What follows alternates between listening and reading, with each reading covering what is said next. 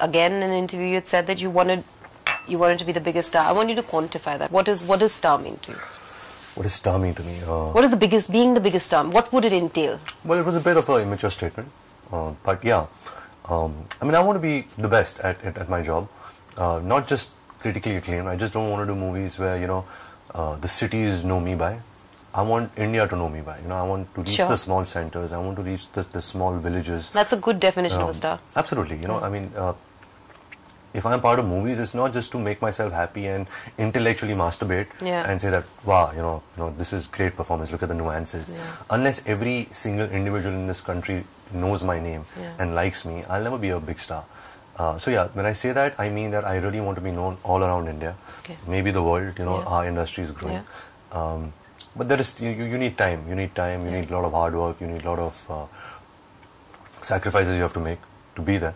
I remember this one incident. I had mentioned this earlier also. I don't know if you heard about this. I was in a coffee shop in Bombay, and this is what stardom means to me.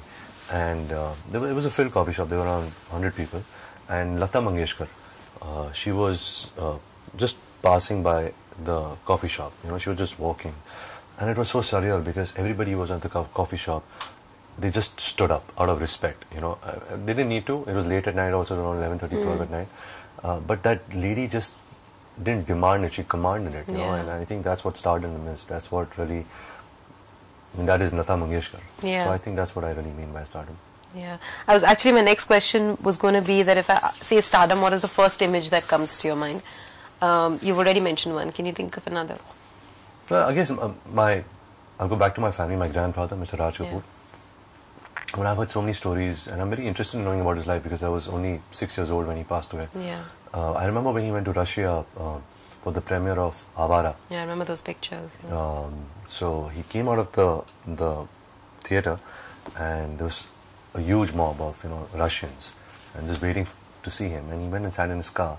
And you won't believe it, that all these people, they carried his car and they took him to the hotel. I mean, that's another kind of stardom, you know. I mean, we see fans and, you know, they scream our names and they ask you for the autograph and all of that. That's also, I mean, it's great. It feels really nice.